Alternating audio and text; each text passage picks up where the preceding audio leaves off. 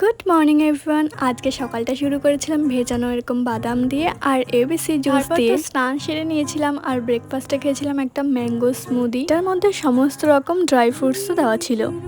আর আজকের দিনটা না আমার জন্য ভীষণই পেইনফুল ছিল, যেটা প্রত্যেক মেয়ের প্রতি মানতেই হয়। তো যাই হোক, আমাকেই যেহেতু রান্না করতে হবে তাই চলে গেছিলাম সোজা রান্নাঘরে। যা গরম পড়েছে, আমি তো শুধু মাছের ঝোলই করেছিলাম। এই যে এটা ছিল আজকে দুপুরের মেনু, একদমই সিম্পল।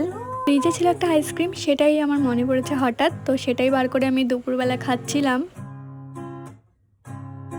আমি গেছিলাম আইসক্রিমটা নিয়ে ছাদে, আর এই দেখো মাল লাগানো গাছটাতে কি সুন্দর লেবুও হয়েছে। আর আজকে তো আমার শরীর আর মুড কোনোটাই ভালো লাগছিল না, তাই মুডটাকে একটু ভালো করার জন্য আমি নেল পলিশ নিয়ে বসে গেছি। সন্ধ্যাবেলার দিকে আমার ভীষণ পরিমাণে কোল্ড কফি খেতে ইচ্ছা করছিল, আর ফ্রিজে ছিল একটা chocolate.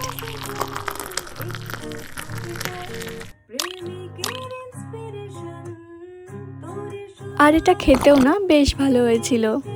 So that's it for today.